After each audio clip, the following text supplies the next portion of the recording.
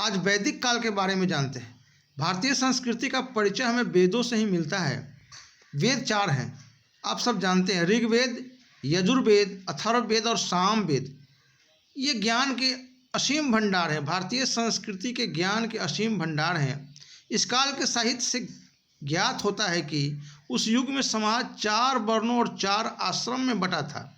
ये 4 वर्ण थे, ब्राह्मण, क्षत्रिय, वैश्य और शूद्र। और इसी प्रकार 4 आश्रम थे, ब्रह्मचर्य, गृहस्थ, वानप्रस्थ और संन्यास। पहले वर्णों का आधार कर्म था, न कि जन्म। कर्म के आधार पर वर्ण थे।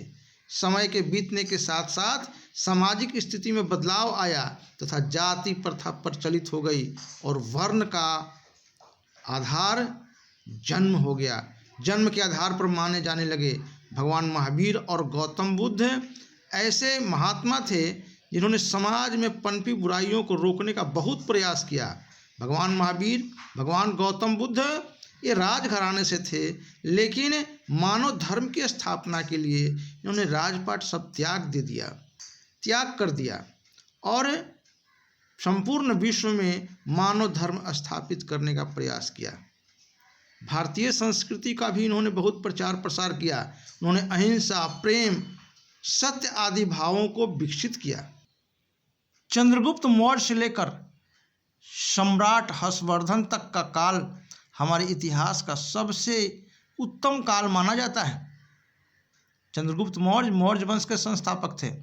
इस काल के शासकों ने धर्म, दर्शन, साहित्य, संगीत, चित्रकला, वास्तुकला आदि को खूब बढ़ावा दिया। गुप्त काल में संस्कृत भाषा में महान साहित्य रचे गए। महाकवि कालिदास इसी युग में हुए। भारतीय और यूनानी कलाओं के मेल से कला की नई शैलियाँ विकसित हुई।